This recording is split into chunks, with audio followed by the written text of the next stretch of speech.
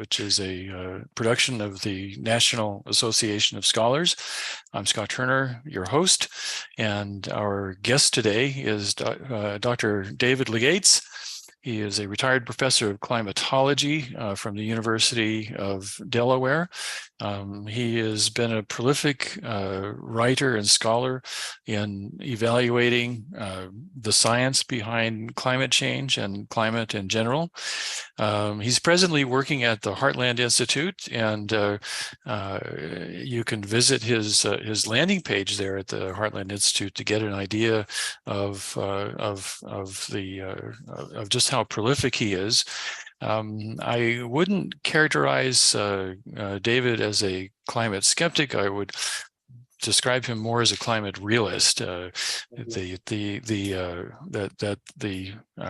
discussions of climate change should be strongly informed by science, not politics necessarily. And many of the papers that you see on the Heartland Institute, I'll just list some of the titles: Climate Change Reconsidered, Reassessment of the Roles of Fossil Fuels in Energy and Prosperous Economies, a response to the MIT president's letter on climate change, in which he uncovers a lot of the falsehoods that are going on in the whole climate debate. He had a rather interesting and pointed article on how we should be glad that the U.S. is out of the Paris Accords, and an article that resonates particularly strongly with me right now, being as I'm in a developing country, a discussion of the role of harmful climate policies on the poor. And so welcome, David. We're very pleased that you're here, and looking forward to hearing what you have to say.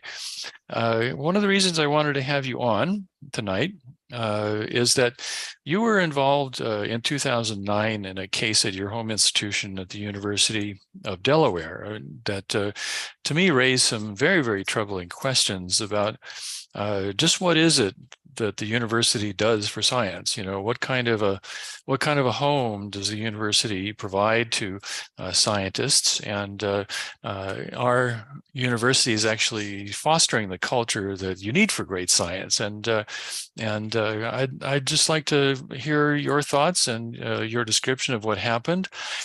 Before we get into it, let me just remind everyone that we welcome questions.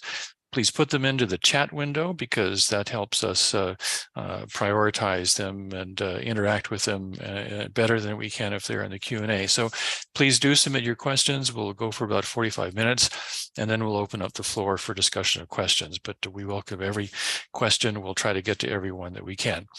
So David, about this case at the University of Delaware, it was back in 2009, but as I was reading over the details of it, I was actually quite troubled by what it is that you went through. So could you just take us through what happened? Sure. It took a number of years to reach fruition, and so that was part of the issue, that this extends over maybe 5 years or more. But in any event, thank you for having me, Scott. I'm also affiliated with the Cornwall Institute, Cornwall Alliance, the Cornwall Alliance for the Stewardship of Creation. And let me give you a bit of my background, because it does pertain to this issue. Back in 1978, I went to the University of Delaware as an undergraduate. I got 3 degrees to a PhD, and then 10 years later, in 1988, I went to the University of Oklahoma. After 9.5 years on a sabbatical leave at the University of Virginia, I left and went to Louisiana State University for a year and a half. And then in 1999, I came back to the University of Delaware. The nice thing was we had a climate program, strong climate program at the time. I'm an only child. My parents were still in Delaware. I'm originally from Delaware, so I got to stay with mom and dad and see them on a regular basis until dad died in 2008 and mom died in 2020. But the idea was, I came back to Delaware in '99, and for the first 10 years, I'd say everything was fine. People would ask me what was going on with respect to, you and the university. and I'd say they're very tolerant of all views. But things started to change in November of 2009. That's when something occurred that was, you may have heard of, called ClimateGate. ClimateGate happened at the University of East Anglia. What was happening at the time is that there was a lawsuit filed to get email records and so forth from climate scientists at the Climate Research Institute. The university was instructed to start collecting materials in the assumption that if the court case went through, that they would be able to release this information. But if the court case blocked their release, then they would be discarded. And the ultimate goal, or the ultimate result, was that the court case resulted in that the University of East Anglia did not need to release any information. However, somebody, and I suspect I know how it happened, but not who, was able to get access to the files and release them anyway. And so that was ClimateGate, because what happened was we sort of had suspected that there might be some collusion on the back channels and so forth. But now it was clear that yes, there was. I mean, for example, back several years earlier, Bob Davis at the University of Virginia and I had written an article in Geophysical Research Letters that actually attacked or criticized one of the articles that appeared in the second IPCC report, where the quote, "the balance of evidence suggests a discernible human influence on global climate," appeared. And so we were never allowed to respond to a rebuttal. And we found out from the email traffic that in fact, the author wrote, or the author of the rebuttal essentially wrote to the editor and said, you should never have published their article. You should have asked me first.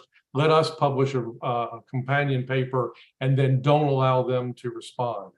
And that's exactly what happened. And I suspected that there was collusion, but now I knew there was. There was also an attempt to destroy the journal Climate Research, because an article that Climate Research had published, to which a number of scientists objected. And so as a result, we found out that, yeah, there was a lot of collusion. There was a lot of pressure placed on the journal, and the journal essentially caved in and decided to withdraw the article just on the basis of pressure, not on the basis of science. So because of all this going on at the same time, what happened was a month later, Greenpeace, through what's known as its Climate Investigation Center, filed a FOIA on 7 climate scientists at 4 different universities. And the one I received came to me directly, and it said, in light of the recent illegal revelation of emails from climate scientists at the University of East Anglia in England and historical interactions of Dr. David Legates with the authors of those emails, Greenpeace endeavors to bring greater transparency to the climate science discussion of the past decade through this legal FOIA request for the email correspondence and financial and conflict of interest disclosures of Dr. Legates. Now, you got to remember, this is addressed to me as a state climatologist through the state climate office. The state climate office is housed at the university, but it has no budget.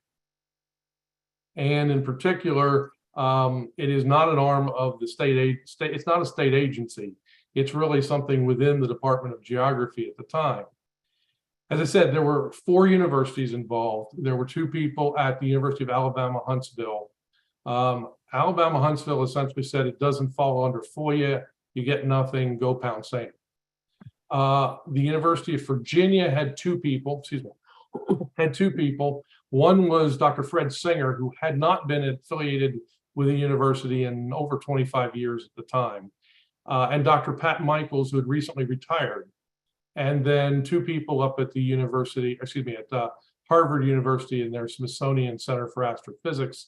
One of them had left a number of years earlier, but a researcher, Willie Soon, was still there. And so, in a sense, the question was, what was going to happen? And so I get this letter from Greenpeace sent to me because apparently they didn't know who my superior officer should be. So I forwarded it on to the dean, who forwarded it on to general counsel at the university. And so I took a look at the state of Delaware FOIA statute. And actually the state of Delaware FOIA statute with respect to the University of Delaware and Delaware State University, which are the two flagship universities of the state, is actually very succinct and very simple. It simply says the University of Delaware and Delaware State University are exempt from FOIA disclosure except for items relating to the operation and meetings of the Board of Trustees and documents related to the expenditure of public funds. Since it has nothing to do with the Board of Trustees, it's simply expenditure of public funds. So I concluded the State Climate Office gets no money. In any event, the keywords they were looking for: global warming, climate change, Michael Mann, a number of other people, University of East Anglia. We were doing nothing like that with respect to the State Climate Office. So literally there should be nothing to produce and essentially no reason to produce it, which should make it very easy to say no. So I met with Larry White, who was the University Legal Counsel. And we sat down and I explained to him that that's what reading the FOIA, that's what I saw. And he said, no, I'm not going to be hamstrung by that definition. Instead, I want to find out everything that I have from you first before I make any decision on what it falls under FOIA and what doesn't. So he said, I want all documents from you. I don't care whether it was produced through the State Climate Office or through the university, whether it was created at university time or through extramural consulting work, whether it was generated on university computers or on your own personal computer, whether it's transmitted by university email or personal email, whether it was stored in hard copy files or on computer disks. In other words, if you've written it, if you've produced it, if you sent it as an email, I want to look at it. And I said, there's some issues here because I've worked for several federal agencies, the Department of Justice, for example. I've worked as expert witness on several court cases, and a lot of that stuff is proprietary to the lawyers that were involved. And he said, well, I want to see it anyway, and then I'll decide whether or not that proprietary information holds. So he left, and I thought, that is completely different than what I expected was going to happen. Well, a couple days later, I get an email. This is from one of his subordinates that works under him.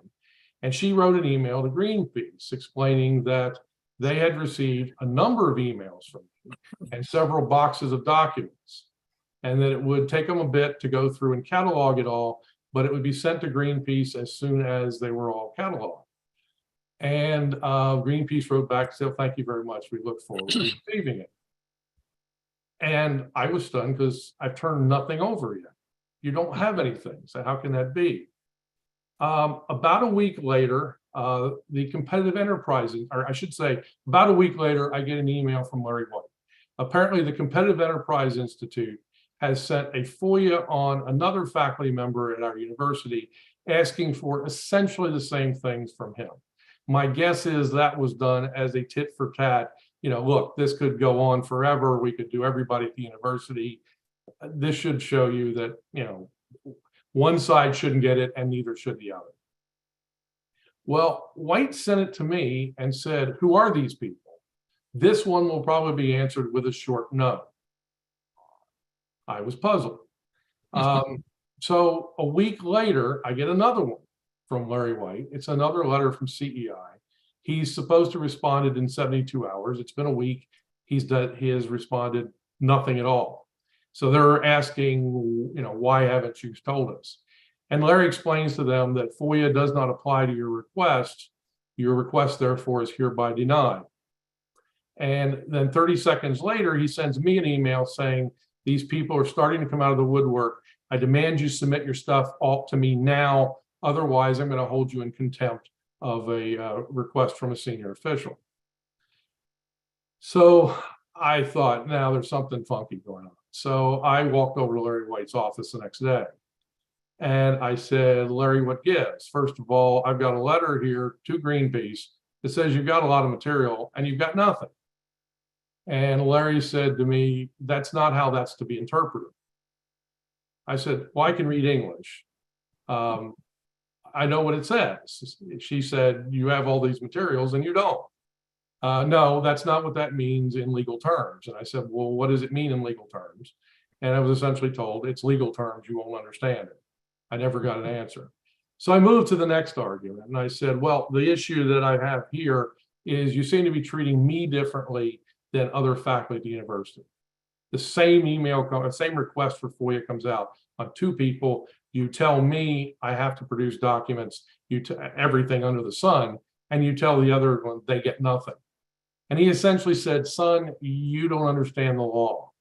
The law says I don't have to produce anything, but it doesn't preclude me from doing so. In your case, you will turn everything over to me that you have. I and the dean will go through it and we'll decide what to release to Greenpeace. What don't you understand about that? And since I haven't received anything yet, you'd better start getting it to me now. Otherwise, I'm going to start proceedings to have you dismissed from the university for insubordination. So I concluded I probably don't know the law. I'm not a lawyer. I don't play one on Zoom. So therefore, I probably need to hire a lawyer. So I went out and hired a lawyer, and he contacted Larry White. And Larry White then said, okay, let me do a do-over. So he sent to CEI and said that he would reconsider the substance of their FOIA request because the initial response, as he said, did not take into sufficient account the legal analysis required under the FOIA Act. Remember, this is a very simple FOIA line. It's only one sentence. It doesn't take strong legal minds to figure out what really it means. In any event, so he said, I will ask of this other individual all his materials, but I want Legates' material produced immediately. So we agreed at that. Well, a couple days later, what happened was I get an email to call the dean immediately. And so I called her and she was rather irate. And the dean, Nancy Target, asked me the question, said, I understand you've hired a lawyer. Is that true? And I said, well, yes, it is. And she said, you can't do that. You are a member of the university community. Larry White is your lawyer. You must do what he says. And I said, Nancy, you know that's not true. Even the AAUP will hire a lawyer for an hour if you've got a legitimate complaint. So clearly, he isn't my lawyer, and I have every right to hire legal counsel. And she concluded the discussion by essentially saying that, well, this puts you at odds with the university. This college will no longer support anything you ever do. Shortly thereafter, I got an email saying, please resign as the Delaware State climatologist. I refused. Eventually, they replaced me. I had created the Delaware Environmental Observing System, which is environmental data network for the state of Delaware. I was removed from it. In fact, the chair of the department called a granting agency from which I had a grant and asked that my name be removed from the grant and that her name be put in my place. The granting agency refused and contacted me as well. And I asked her what that was about. And she essentially said, I'm the chair of the department. I can do what I want. I have the right to do that. Sorry. Get out of my office. So the interesting thing is that I started producing documents and working on it. But there was an issue that came up nationally at about the same time. In 2006, the Supreme Court ruled on a court case on Garcetti versus Ceballos. What happened in that Supreme Court, it was actually a First Amendment free speech issue. Garcetti was a government employee.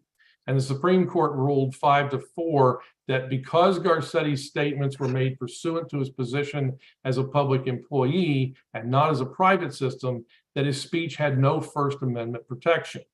So First Amendment does not apply to government employees when they speak unless they're speaking as a private citizen.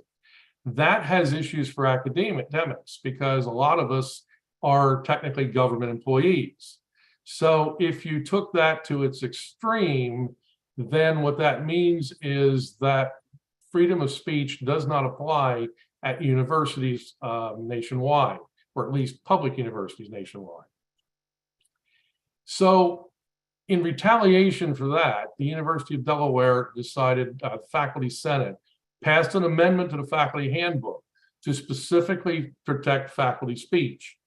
And as a result, then Provost actually proclaimed The University of Delaware is taking a leadership position on academic freedom. I strongly support the recent action by the Faculty Senate, which ensures that faculty are free to speak their mind without fear of reprisal. Unless their statements or actions are unethical or incompetent, academic freedom is essential to lively and open debate and discussion. Now, of course, when you say are unethical or incompetent, the question is who makes that determination? As far as I was concerned, nobody had ever criticized my research as being unethical or incompetent. It just didn't fit with the current administration's views on climate change. But that's supposedly to fall under freedom of speech. Just because we disagree with you doesn't mean you can be silenced, but rather you can only be silenced if what you're saying somehow is unethical or incompetent, and that has never entered into this issue. So I provided the materials and found out from my other colleague that the subordinate for Larry White met with him, and she sort of laughed with him about how they were going after me at Greenpeace and that probably my name would be mud because all my materials would be released to the public. And once they saw what I was up to, that would be probably the end of me. And then he said she thanked him for his time and left. And he said, I didn't know what I was supposed to do. So I sent an email to Larry White and said, I've got no instructions. Please let me know what I'm supposed to do. And 5 years later, I asked him, did you ever hear back from Larry White? I'd been asking him all along. But 5 years later, he said, I still have not heard anything from Larry White. So clearly that was a lie. Produce documents and I'll make them do the same. You produce the documents, but no, I don't make them do the same. So I turned everything over because that was our agreement. And then I waited and nothing happened. So I asked the lawyer, I said, what do you think's going on? And he said, my guess is that Larry White probably realizes he stepped in it and that he just wants it all to go away. And so probably he's just hoping nobody ever contacts him about this again and it'll disappear. Turns out that was completely wrong. What actually happened was what played out at the University of Virginia. At the University of Virginia, Greenpeace had requested materials from Pat Michaels. Pat had retired 4 years earlier, but as the university said, we still have his emails somewhere on backup tapes. So we'll just go find the backup tape, spool them all off. We won't even search through them for keywords. We'll just dump everything to you and you can go through and look and see what you want. The problem, of course, is that they can't do that because they're FERPA regulations. You can't just, I mean, if he's got a discussion with a student regarding grades, that can't be released to the public. So there were issues there, but they were going ahead with that on Pat. And like the Competitive Enterprise Institute at Delaware, one of the Virginia delegates, Bob Marshall, requested identical materials from Michael Mann, who was a faculty member at the University of Virginia's Environmental Science Department, same department from Pat Michaels. But Mann went public with it, and a public outcry ensued. Here is a scientist who is doing research on climate change, and now you have a Republican delegate who is demanding all of his emails and all of this stuff. This is abrogation of academic freedom against Michael Mann, and we have to support this.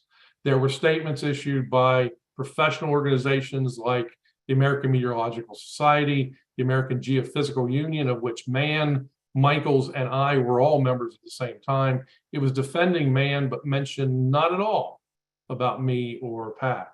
The American Civil Liberties Union actually urged the university to use every legal avenue at your disposal to resist providing the information demanded of Michael Mann.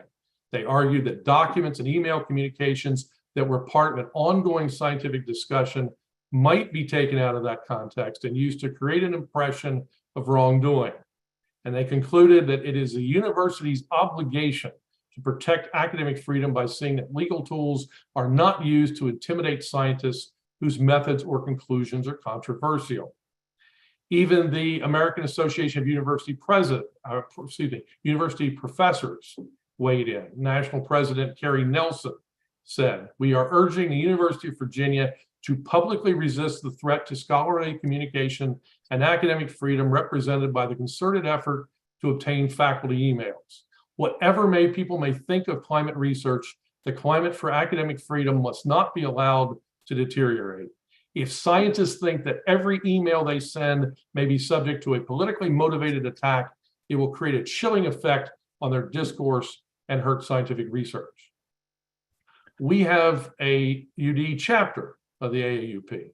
So I decided to go talk to its president, who at the time was Joan Del Fattore. And Joan had actually written quite a bit on academic freedom, and she had published an article in which she actually warned that, quote, once an administration silences any speech, it may be assumed that the university is endorsing whatever speech it fails to suppress.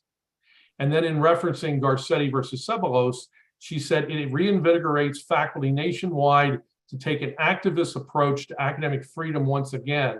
Then the effect will be to strengthen the free exchange of views that is essential to the quality and integrity of American higher education.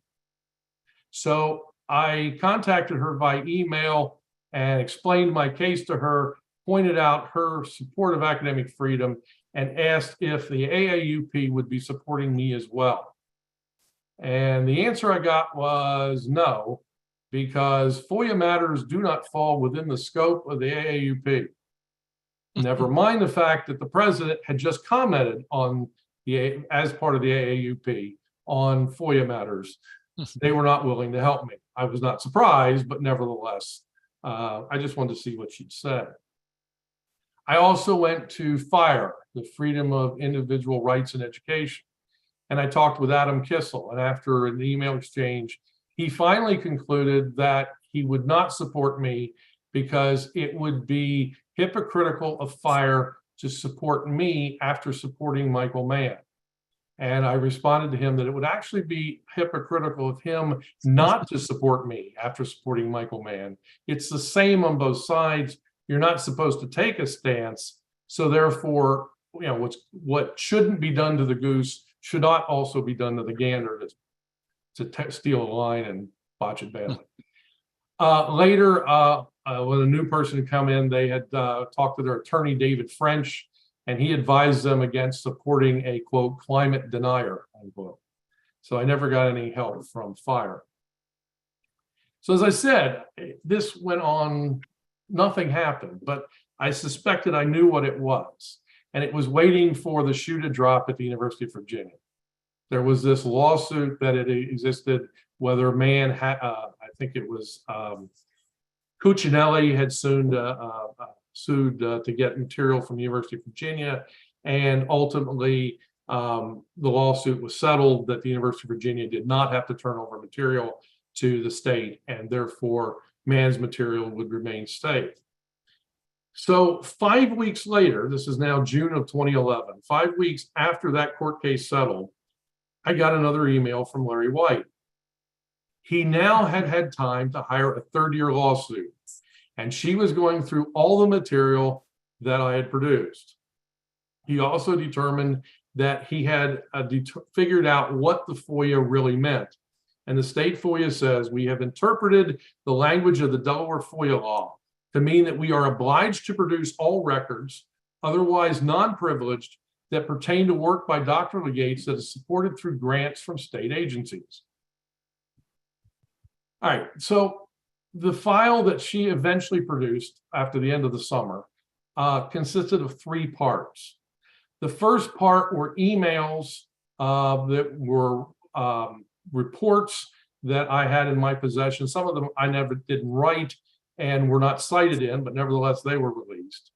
And there were all sorts of things related to other papers that I had in my possession. The second category of documents that he said the university was obliged to produce were classroom-related work such as syllabi, instructional materials, and class postings, because a small portion of my salary was paid out of state-appropriated funds. And I'll come back to that in a minute because that's the key to number 2. But it turns out in its own policy document by the university, it excludes any request for such materials. because generally their view is that teaching is protected from academic freedom unless administrators need to look at it for cause. Clearly no cause has been brought here, but despite claiming that he was obliged to produce the materials, White said that the rules of academic freedom tried to trivialize it as essentially being harmless. And he said, these materials strike me as innocuous in the extreme, and I propose just to turn them all over to Greenpeace. So the first part was research, service, and so forth. The second part was teaching. Third part, what could possibly be left over? It turns out the third-year law student was instructed to do an nearly exhaustive Google search of my name and to record everything and print out all pages from which I had written, that had been written about me, that I had, if it's a blog, for example, and I commented on the blog, we want to produce that as well. Everything on the internet. It's an exhaustive internet search of David Legates as a keyword. Why on earth would you assume that FOIA includes that information? I mean, FOIA is there to get information from state agencies to make them more transparent, not to do your own research for you. And in this case, his argument was that he wanted to turn them over to Greenpeace because it seems potentially provocative for me not to surrender documents that are already in the public domain. And he had capitalized the word not. So in other words, this case, before he said it was harmless to violate my rights, now it would be harmful not to violate my rights. So the question was, we asked him about information as to why the other person wasn't being required to produce documents. And the answer came back sort of nebulous, that as I told you, if I ask him to produce any documents, you'll have every right to look at all of them. Why should I have any right to look at somebody else's documents? And that's certainly not what we agreed. But towards the end of all this, I was trying to figure out what was happening so I could put the pieces together and write the article eventually, which came out in 2016 edition of Academic Questions. And also, I think Jan Blitz is a very good friend of mine at the University of Delaware, and he works closely with NASA as well. He also wrote an article in Minding the Campus. But I decided to meet with the University of Delaware treasurer and try to find out more about this thing of state appropriated faculty. What does that mean? And so I met with the treasurer, and Larry White was there, and he explained he would not mention it, talk about anything about my case, and I could if I wanted. And I explained to Larry, that's not why I'm here. I'm just trying to find out this information as to how it works, because I've been through the faculty handbook and there's no mention of this. I've been through everything online. There's no mention of this. I've asked every faculty member who's been here for a long time period, and none of them have ever heard of this policy. And she explained that a long time ago, the university just used to have one big pot, and all the money that came in was dumped into the pot, and then they paid out of that pot. And hopefully at the end of the year, they hadn't spent more than they had in the pot. But with transparency, at some point, you have to start tracking every dollar. So if someone gives you dollars, you have to know where it goes. So you can't just throw it into some big pot and say, it went to the general fund. So with respect to the state of Delaware, the question was, they asked the state, can we just spend this money on gasoline, on heating fuel, on electricity? And the state said, no, since your mandate is teaching, therefore we want it spent on teaching, and we want a certain proportion of that spent on faculty. Now, the university is actually not a state school. It's what they call a state-supported school. About somewhere between 8 and 12% of the budget comes from the state. The usual joke is you ask, is Delaware a state school? And the answer is, who wants to know and why? Because we are a state school when it's in our best interest. We are not a state school when that's in our best interest.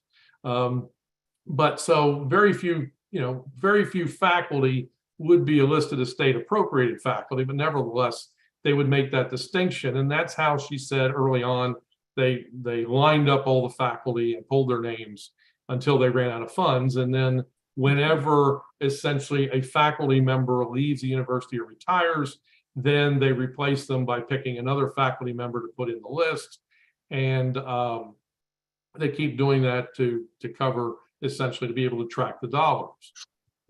And so I asked, I sort of said, well, who selects this list? And she said, well, now, replacements are selected by University Legal Counsel, who of course now would be Larry White. And so I asked her, where any of this was written down. And of course it's not. The administration knows all about it because she's the treasurer, but nevertheless, you don't know, that's not the kind of issue that is really available in the faculty handbook. And she says, generally what happens if a FOIA question comes up, Larry White turns to me and says, state supported, and I will tell him what category the person's in, and that helps him interpret it. And so usually, you go down the street and you realize, oh, that's the question I should have asked. Well, it turns out I came up with the question I should have asked while I was still sitting there at the table. And so this became the proverbial $64,000 question. I said to her, so let me see if I have this right. Let's pretend you've got two faculty. They're in the same department. They sit side by side in offices. They are at the same rank. They've been here for the same amount of time. They're the same gender. They teach the same classes. They do essentially the same research. For all intents and purposes, they could be twins. One winds up on the list of state supported. One is not. You're telling me that if I file a FOIA for both of these people, on the one hand, one person, I can get everything they've ever done, rifle their filing cabinets, look through all of their emails, everything. The other person, I can't do anything at all. I get nothing. She glanced over at Larry White and then said to me, not quite. The state appropriation holds only for the teaching component, since that's all we're required to do by the state. We can't fund you in research. We can't fund you in service. So the only thing that you could get are their teaching materials. But generally, that's only because we have our own FOIA policy that would keep students from abusing it. Because if you happen to be state-appointed faculty, the student could simply request all of your teaching materials, all of your exams, all of your exam answers, all of your, everything that you have, and essentially not have to do any work. And so we've exclusively forbidden that. So that's the only distinction that would happen with those two individuals. So clearly, virtually everything he was asking for was not part of FOIA. And then I asked the second $64,000 question. When did I become state-supported faculty? And she said, I can't tell you that, but my colleague Ken pointed to the person next to him, and he opened his laptop and said, I can tell you back to 2004, but when I go back to my office, I can pull out all of the records, the written records, and I can tell you back to when you were originally employed back in 1999. To make that long story short, what we found out was in 99, when I came into the university, I was not state supported. In 2000, I was not state supported. In 2001, I was not state supported. 2002, 3, 4, 5, 6, 7, 8, I was not state supported.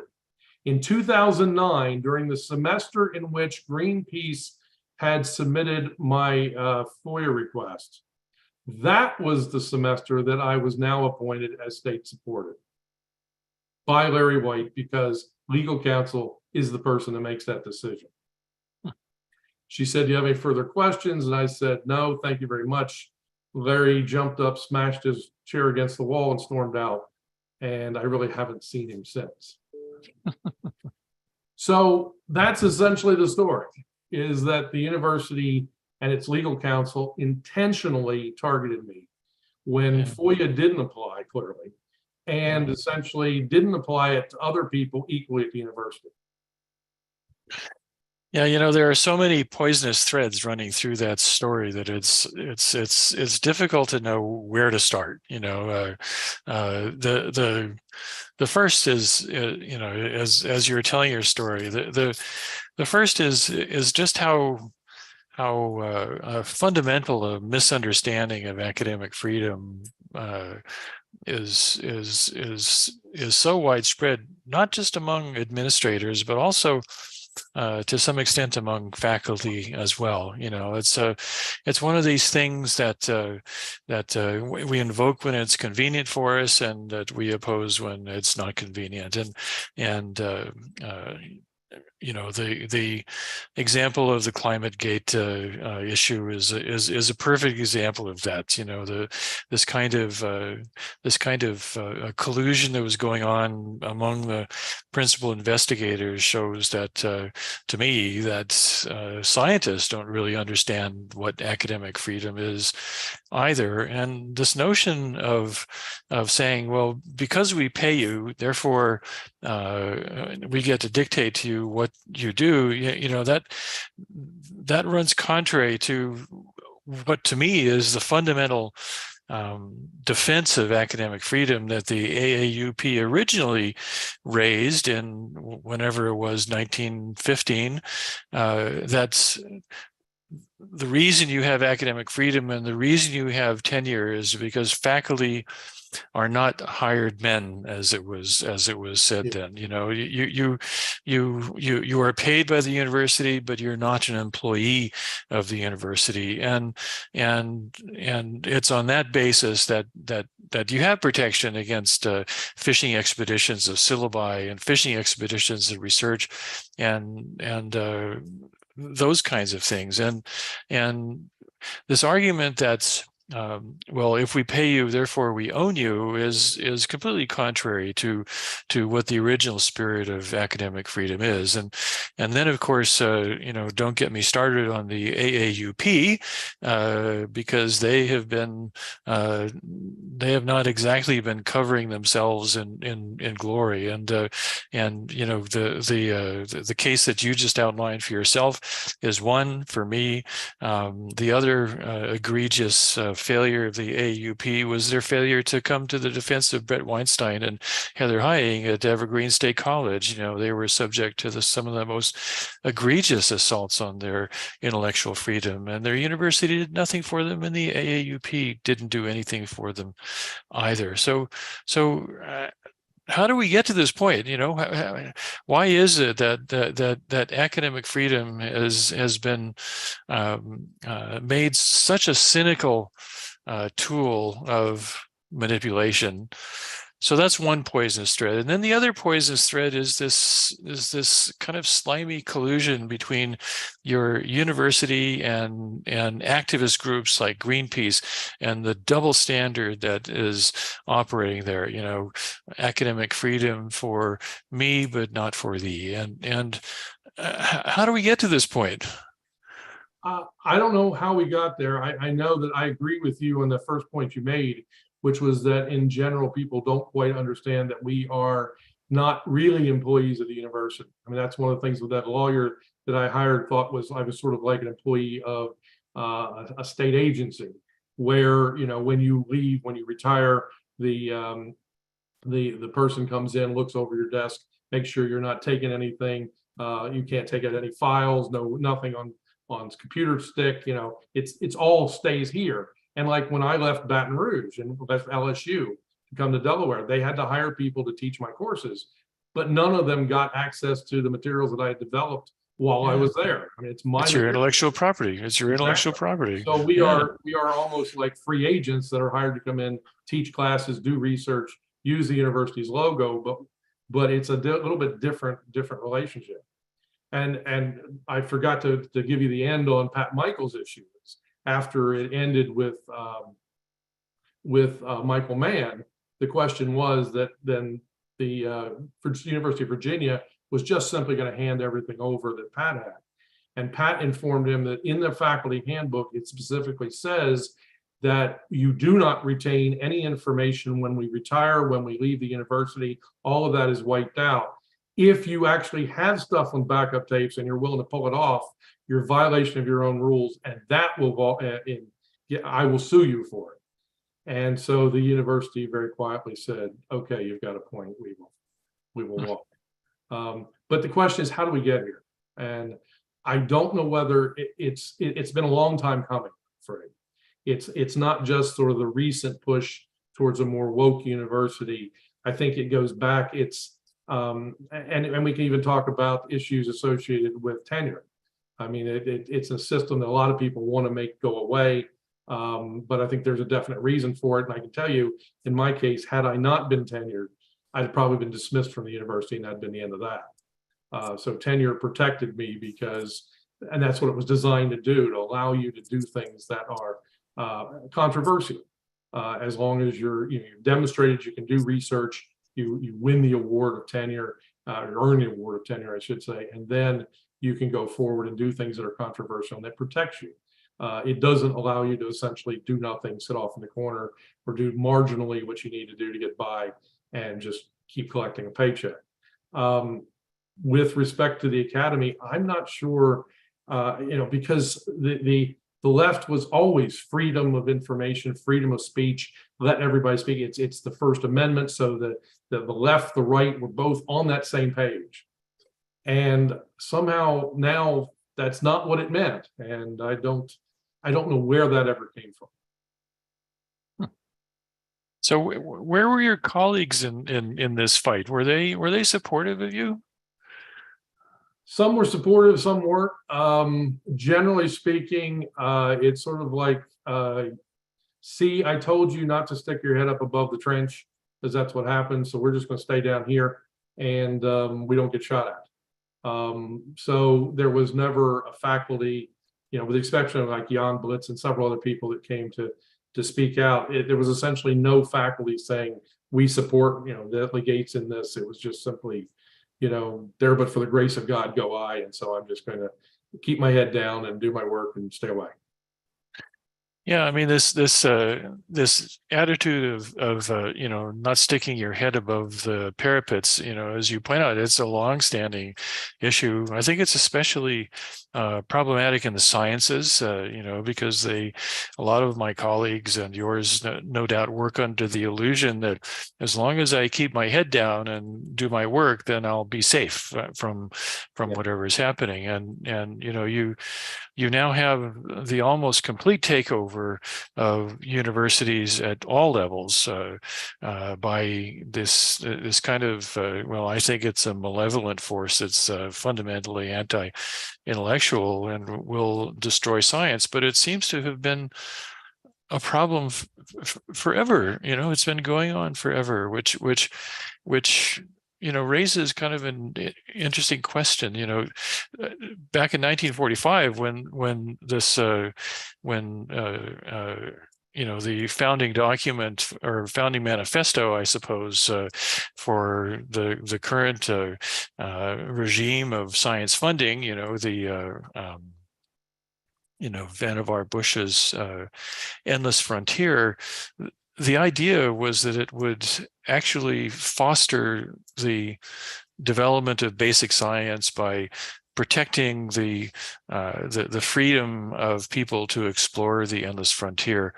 And we've completely lost that, it seems to me. I mean, I still have colleagues, and I know you do too, who are motivated by curiosity and have their heads in the right place. But we've got to the point where it's endangered, even to the point that if you don't subscribe or show obeisance to certain political things, you won't get funded. That'll be the end of your career and all that. And of course, the fundamental question is, are the universities really the appropriate place for the sciences to be anymore? Are the universities actually doing what they're supposed to do, which is to protect the atmosphere of intellectual freedom that even makes science possible?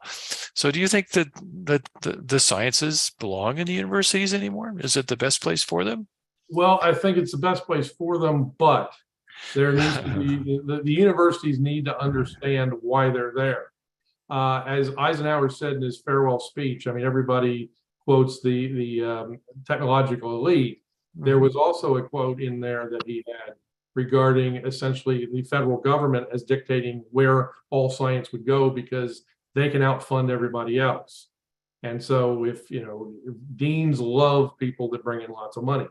And so the idea is if the federal government is putting lots of money, then essentially, I can get money by doing the research that the federal government wants me to do.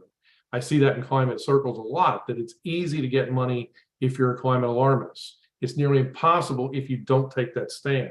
If you look at natural variability and you don't somehow nowadays tie this to climate change, you don't get funded. And so I think that dictates where the research goes. Unfortunately, this is where the university sees the money as the driving force, not necessarily what kind of research are you doing. Is it useful to furthering science and scientific knowledge? And that's the important component that I think they're losing, is that the money drives the wagon. And in a sense, when that happens, we lose track of what really we should be focusing on. Yeah. Well, I'm being led increasingly to the idea that the universities are not the friends of us scientists, and that unfortunately, I'm not sure that the solution is going to come from within. It's been so heavily taken over, even among colleagues who you would think would have the same ideals, and it's just not there. Well, it's not there in a strong enough presence. I would agree with both of those. Yeah. So we've got questions streaming in here, and so let's just have a look at some of those. So let's start off with J.A. Budd, and he has two questions actually. So the first one is, do you have any idea of why and how the university became subjected to a non-university organization? Is there an organizational ruling aristocracy, in quotes? And his second related question is your situation the antithesis of silencing speech, or is your situation and silencing speech just two sides of the same coin, viz. Control and confiscation of free will? There's a deep question. Let's see, I can't find his, what was the first question again? It's under the Q&A window, and it's do you have any idea of why and how the university became subjected to a non-university organization like Greenpeace? I assume. Yeah, as I said, everything seemed to be fine. They were tolerant of my views, knew what my views were. Everything was tolerant up until about 2009, and for the last, for the last 10 years, well, it's been almost 15 now. But for those years, things started to change. And I think a lot of it had to do with changes in money. The university was getting lots of money. We were in a new environmental science college that was looking for environmental money. I was in at the University of Oklahoma in 1990. It was the 100th anniversary of following the land run, the formation of the University of Oklahoma. We had a lot of people come in and talk about where they thought the next 100 years their areas were going to proceed.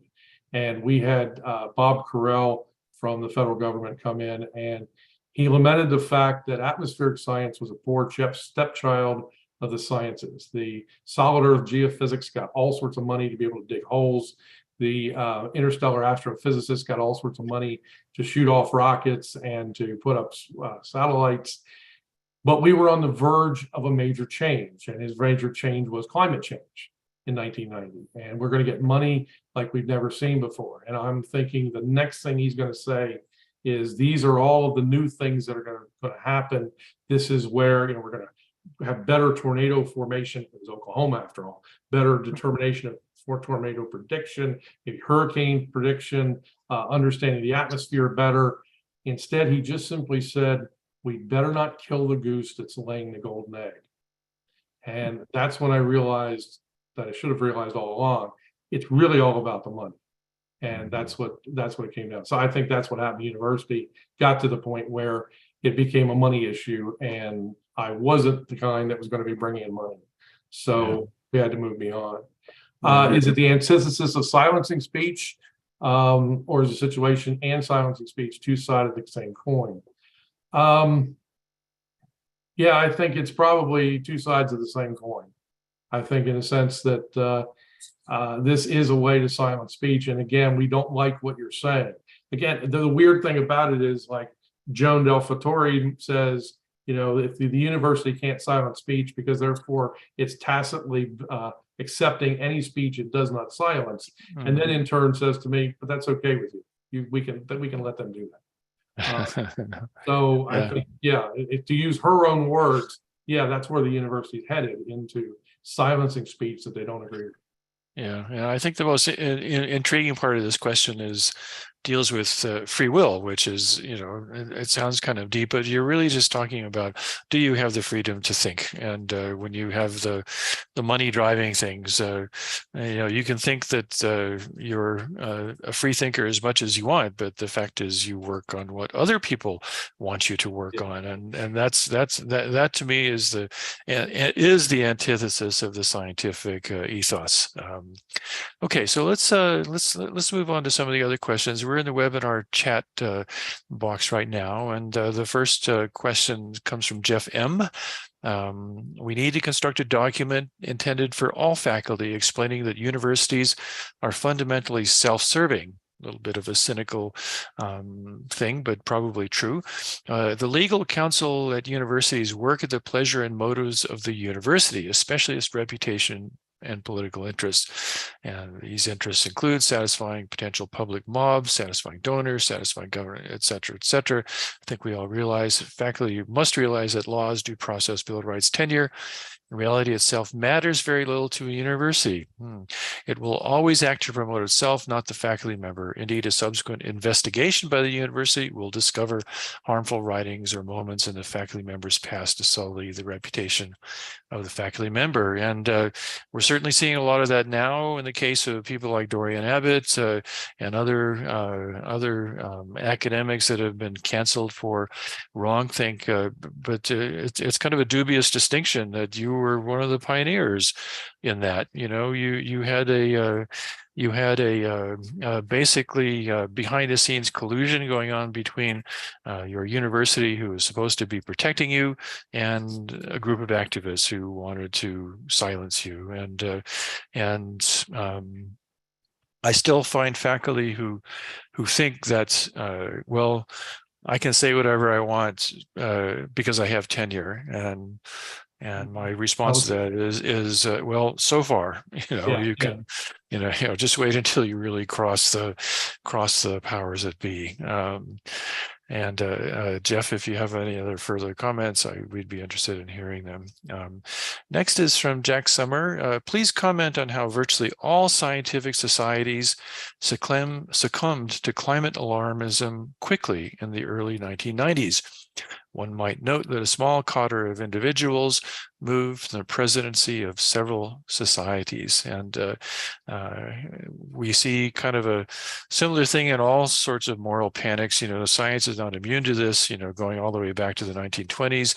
I characterize the eugenics craze as a kind of moral panic where the climate change certainly was back in the 1990s. It's faded for a while, but it's coming back. And lately the moral panic has been over diversity and equity and in hiring of faculty. And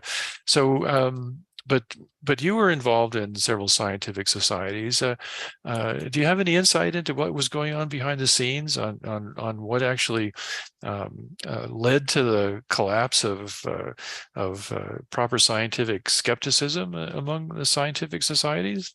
I guess I assume a lot of it had to do with the money that poured in. I mean, all of a sudden, this was across the board. I mean, we've got people in sociology studying, and there was an article out yesterday that climate psychiatry, that people are becoming upset personally because of climate change. And so there's money in almost everywhere now if you're doing something related to climate change. We even had an English professor applied to the University of Delaware, wanted to be affiliated with our department. The answer was so he could call himself a climatologist, but that's not what makes you a climatologist. But in any event, yeah, I mean, I give a talk at the Cornwall Alliance regarding climate alarmism and where it came from. I think a lot of it has to do with the ability to do wealth redistribution across boundary lines. The idea is, you could create a system that does wealth redistribution of the people that live within the society, but how do you do it from country to country to country to country? And the answer is, if the rich countries got rich because they were using fossil fuels and therefore polluted the atmosphere, which creates climate change, which affects the undeveloped countries, then you really need to pay for that. And there's your wealth redistribution scheme. And that's sort of the guts underneath of it, is it does allow for equity, if you will, even across countries. Yeah, well, we're seeing that on stark display at the what is it, COP, whatever number it is, 27 conference going on right now in Egypt, and I'm in the country of Namibia right now, and Namibia made a big deal about how they just signed a $500 million wealth redistribution payment to them, and it was primarily for extraction of precious metals that will go someplace else to build solar panels and these kinds of things, and this at a time when the country is actually rich in fossil fuels. And uranium and the potential for nuclear power, and yet that's all being foregone because green virtue in the northern hemisphere dictates it, and it's a kind of an odd thing. It's a kind of colonial mentality that is still holding over. Instead of you still have a kind of a scramble for Africa going on, similar to the one that the European countries engaged in the 19th century, and it's still a matter of one country basically using money to impose its will on another country, and it's actually detrimental, I think, to the welfare of poor developing countries. There's a very strong correlation between energy use, for example, and gross domestic product of different countries. You can tabulate it quite nicely, and so what do you do for the countries down at the bottom? Do you just keep handing them payments, or do you allow them to develop their own? And the green colonial mentality is saying that no, you're not allowed to develop your own. We know best. You must do what we do. And it's kind of and you've written about that actually with the Heartland Institute and the Cornwall Alliance too. Yeah. Yes. Is the poverty is an issue, and as the argument is made, if you want to pull people out of poverty, you really need to get them technologically developed and to get them more fluent, and that process is cheap electricity, cheap energy. That's right. Yeah, it's such an obvious correlation. I don't see why people don't see it. It's too obvious. Yeah, it's a mystery to me. Okay, so let's go on to return to the questions. It's Tretioshu, I believe the name it's pronounced. Faculty and administrators not understanding or trying to understand academic freedom in higher education is similar to our Fed and state governments not understanding or trying to understand the Constitution and U.S. history. So I think the point here is that there's an equal level of ignorance, understanding academic freedom versus understanding our traditional constitutional freedoms. Words don't always have the same meaning to everybody. I saw a quote recently by Stalin. It was saying how their democracy in the Soviet Union worked really well because 99.7% of the people liked what they were getting from communism. And it was like, yeah, but we know why what happened to the other 0.3%. Yeah. So this is from a friend of yours, apparently, Carolyn Gannon, USA Malawi liaison. David, we were at an AF conference this past weekend.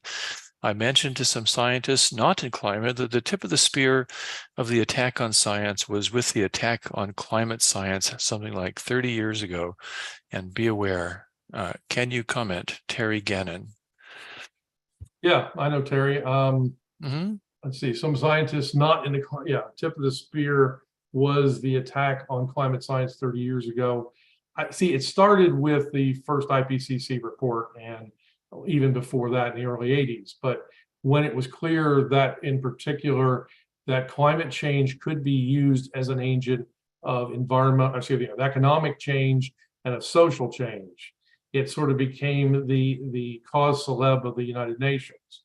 And that is why it has transcended more than just simply the environment.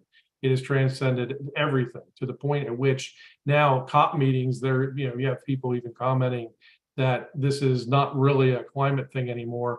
It's a how do we change the economy thing. And so they're sort of taking off the gloves and saying this is what it was really all about. Climate was just the ruse to get us here. Sad, but very likely true, I'm afraid. George Seaver asking an interesting question. Is there a university that's doing this properly? It reminds me, I think, of Casey Stengel's comment about the Mets. Is there anyone here who knows how to play this game? Is there a university that stands out as understanding intellectual freedom and the importance that freedom is for the very purpose of scholarship? Who's doing it right? Having been at only 3 universities, I can say I have 2 degrees of freedom. I don't statistics, so I really don't know, but I know FIRE does an awful lot of that. So freedom of information, freedom of individual rights and education, and they categorize each university on the basis of what they've seen, what's happened, what hasn't happened, and those kinds of issues. So I think they've got a list, which would be the best place to go to find out who's been identified as following freedom of speech issues and who isn't. Yeah. We keep looking for universities that are doing it properly, and they're pretty scarce on the ground right now, I'm afraid. And this ties into the next question. Higher ed isn't the best place for much of anything these days. Like much in our nation, it needs a rebirth based on founding principles. Well, I tend to agree, but how? You've got this entrenched, basically a cartel that's propped up by about $125 billion annually in money coming in, and lots of political power. How do you do it without burning the whole place to the ground? I mean, that's not something that any of us should want, but I mean, it's burning it to the ground and start over again seems like it's the only solution at some point. I mean, my thought is, Lysenkoism took over the Soviet Union. Lysenko was a Soviet peasant who came up with the idea that if you put seeds in a cold place, that the plants that would eventually grow would be resilient, and that sort of set Soviet agriculture back like 50 years. And effectively, it was a whole cohort of scientists that disappeared, and the new group came in and finally said, what are we doing? This has got to change. And it may be that that's the only solution, is that the whole group that was here when it all started disappears, and the new group says, we've got a new idea. How about academic freedom? Let's then start installing it, and everything gets flushed out. That's the positive hope I have. But the negative hope is that it takes you have to wait a whole generation before that starts. Yeah, I forget who said this, but science proceeds according to the actuarial tables rather than any kind of rational thought. Jack Summer raises an interesting question. He says, I wouldn't count on government labs being friends of true scientific inquiry. And I am inclined to agree with that, but then you look at some of the really spectacular achievements that science has been doing lately. I'm thinking of the Jack Webb Telescope, for example. The big nuclear accelerator projects and CERN. And the argument's often been made that, to really make progress in science, you have to mobilize a lot of money, and that the only body there that is capable of doing that is governments. And I've even heard some people argue that, we should just we should just hire all scientists as employees of the federal government. At least then the motivations would be honest. You would be doing essentially what they're doing right now, which is serving whoever is paying the money, but you wouldn't be cloaking it behind all these illusions of academic freedom, which sort of disappeared in your case. It was clear that academic freedom was an illusion, that you weren't being protected by it. And so, is there a place for government supported research in the universities, given the magnitude of the money that's coming in to fund that? Like I said, $125 billion annually to universities, and that's not just the entire research budget of the federal government. It's a huge amount of money coming in. Yeah. I spent briefly as Deputy Assistant Secretary of Commerce at NOAA. And I can say there's an awful lot of good things going on down at the rank and file. It's the upper echelon that I really ran afoul of. So yeah, I think government labs in general, and many of the people that are working there are working well. They work well with the private sector. They work well with academia. That's a good partnership among those three. But like I say, when you start to see the government, you see that it's sort of corrupt from the top, but there's a lot of good still going on underneath. But so when people say like we should get rid of all of NOAA, I don't agree with that, because I think there's a lot good going on there. There's a lot that you can't expect would be picked up by the private sector. But in the same sense, I understand where they're coming from, is that the top echelon is really where the problems all lie. Yeah. Another thing that has kind of struck me, if you look at the career path of really productive and imaginative scientists prior to World War II, and I'm thinking of people who worked around Bell Labs, and which is a real engine of creativity. They often didn't stay in academia. They tended to bounce back and forth to industry, to government labs, to academia, and it was a much more fluid career path back then than it is now, where you're locked into a tenure track position. And once you're there, and you've got this whole professional motivation to protect your nut. And what's been I often wonder, which was the era of better, more creative science? Was it back then, before all the money started to be spent, or has it been since then? It's a tough call. Yeah. But what do you think? I mean, we've got more technology, so a lot of what we see now is on the high end. But there's an awful lot people did with very little. I mean, little in terms of funding, little in terms of equipment that was able to see things that we can't, we can see easily now.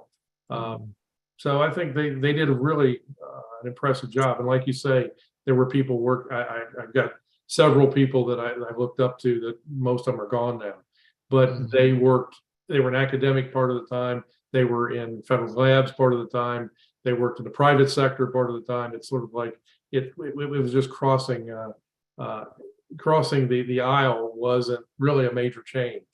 And I see now a lot of cases you just can't do that, because it's a big jump. And so that's been part of the problem.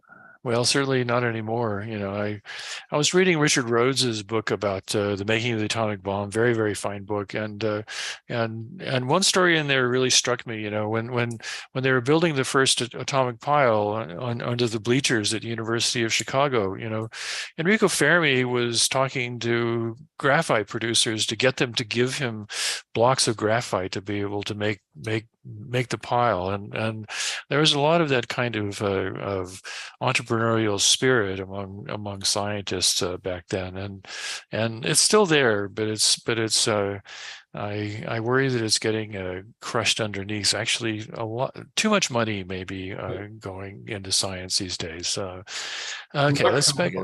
I'm sorry. And directional science, money yes, specifically to do this and to find this outcome, as opposed to just what might we need. Yeah. Yeah. So let's go back to the questions here. Terry Gannon asks how to reform. It seems that incentives need to be changed, use competency centers and their quality of output and process for all stakeholders is the only way forward, make it more of a business. So that's an interesting way to look at it.